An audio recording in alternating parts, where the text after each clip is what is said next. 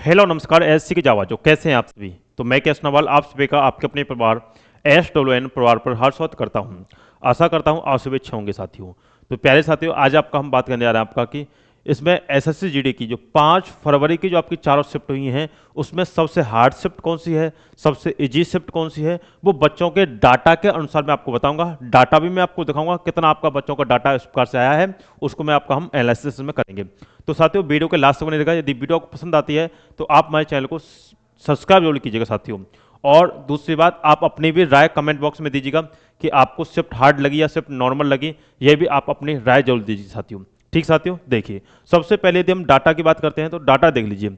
सबसे पहले यदि डाटा की यदि हम बात करें तो साथियों ये 1400 बच्चों का डाटा है। ये 1400 तो ज़्यादा ही बच्चों का डाटा है, यानी कि 1.4 के है, तो 1400 से ज़्यादा बच्चों का ये डाटा है साथियों। इसमें यदि बात करें तो सबसे हार्डतम जो शिफ्ट बच्चों के द्वारा बताई गई है वो आपकी 5 फरवरी की सेकेंड शिफ्ट है, जिसमें 63% के लगभग आपकी वोटिंग है। यानी 1400 में से यदि हम बात करें तो आपका 800 के लगभग आपकी वोटिंग इसमें पड़ी है। यानी 5 तारीख की आपकी सेकेंड शिफ्ट जबकि सबसे हार्ड है। दूसरे नंबर की यदि बात करते हैं तो 5 तारीख की थर्ड शिफ्ट, यानी जिसमें आपका 23% है, और ये दोनों शिफ्ट जो है आपकी वो एवरेजन है, यानी कि बराबर की शिफ्ट है दोनों की दोनों। एक आध परसेंट ऊपर नीचे जाएगा वो अलग बात है। और 5 फरवरी की सेकेंड शिफ्ट सबसे हार्ड है, और 5 फरवरी की थर्ड शिफ्ट जो है वो सेकंडतम आपकी हार्ड शिफ्ट है। क्योंकि आपको यदि इसमें बात करें तो यहाँ यदि बात करते हैं तो यहाँ जीएस का लेवल एक अच्छा खासा लेवल यहाँ पूछा गया था। बाकी फर्स्ट शिफ्ट में तो बहुत आसान जीएस आई थी। यहाँ की यदि हम बात करते हैं तो जीएस जो आपकी आई थी वो बहुत इजी जीएस थी, ये रखना इजी जीएस थी, क्योंकि मैंने खुद देखा था, क्योंकि मैंने तो कभी जीएस पढ़ी नहीं। इसमें भी 12 से 14 क्वेश्चन ऐसे थे जो वन लाइनर क्वेश्चन थे, जिनको देखते ही आंसर आ रहा था, क्योंकि हमने भी देखा है।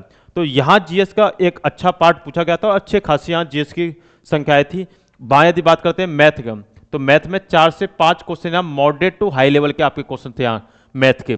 और रीजनिंग की यदि बात करते हैं तो रीजनिंग में सिटिंग अरेंजमेंट है, आपका फिगर सीरीज है, आपका सीरीज है।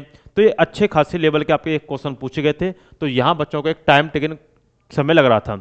बाकी यहाँ आपका वही सेम आपका एजी है, और यही आपका ये वाला है कि आपका इससे थोड़ी आसान शिफ्ट अभी कौन सी आपकी 5 तारीख की थर्ड शिफ्ट है। तो नॉर्मलाइजेशन की हम बात करें कि नॉर्मलाइजेशन किस आधार पे इनको आपको देखने को मिलेगा, तो नॉर्मलाइजेशन आपको देखने को मिलेगा, वह आपको देखने को मिलेगा किस आधार पे कि आपका इस शिफ्ट को सबसे हार्ड, ये इससे इजी है, ये दोनों आपका इजी शिफ्ट है। तो यानी कि 10 नंबर भी मिलते हैं। 10 का यदि नॉर्मलाइजेशन इससे 10 मिलेंगे तो इससे 6 मिलेंगे, इन दोनों को 3-3 4-4 नंबर का देखने को मिलेगा। एक ये प्रक्रिया होती है। यदि नेगेटिव नॉर्मलाइजेशन नहीं हो, नेगेटिव होता भी नहीं है एसएससी में, पॉजिटिव भी नॉर्मलाइजेशन होता है, क्योंकि जीडी में पिछली बार भी आपका पॉजिटिव हुआ था, क्योंकि आपको बताया एक ही शिफ्ट बच्चे की है। अब ये भी मत कहना कि अब थर्ड आपका सेकंड शिफ्ट है तो सेकंड शिफ्ट में सभी बच्चों को 10-10 ही मिलेगा, ये मैंने माना है 10-10 मानेगा, तो सभी को 10-10 ही मिलेगा। किसी को 8 ही मिलेगा, किसी को 7 ही मिलेगा, किसी को 10 मिलेगा, किसी को 9 मिलेगा, किसी को 5 ही मिलेगा। तो वो सभी को अलग अलग भी मिलता है, उसका डिपेंड करता है एक्यूरेसी वगैरह के आधार पर आपका डिपेंड करता है ये डाटा, ये ध्यान रखिएगा।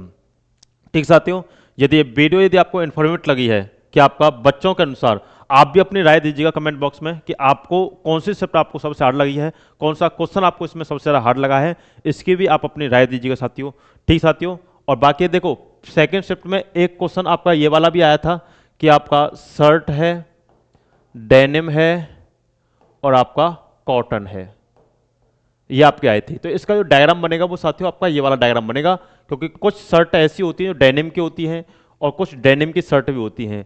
कुछ डेनिम यानी कॉटन की जो शर्ट होती है वो डेनिम की भी होती हैं, यानी कॉटन का जो कपड़ा होता है वो डेनिम का भी होता है, और कुछ डेनिम कपड़ा कॉटन का भी होता है। और शर्ट कुछ कॉटन की भी होती हैं, कुछ कॉटन शर्ट भी होती हैं। तो इसका मतलब है सम सम सम, यानी कि 3 सम आपका बनेगा।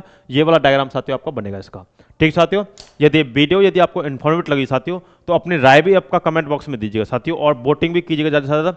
ठीक साथियों, मिलते हैं आपसे नेक्स्ट वीडियो में, और चैनल को सब्सक्राइब प्रतियोगिता कर लीजिएगा साथियों। ठीक साथियों, मिलते हैं आपसे नेक्स्ट वीडियो में। तो यहाँ तक के लिए धन्यवाद बटे, गॉड ब्लेस यू, जय हिंद जय भारत साथियों।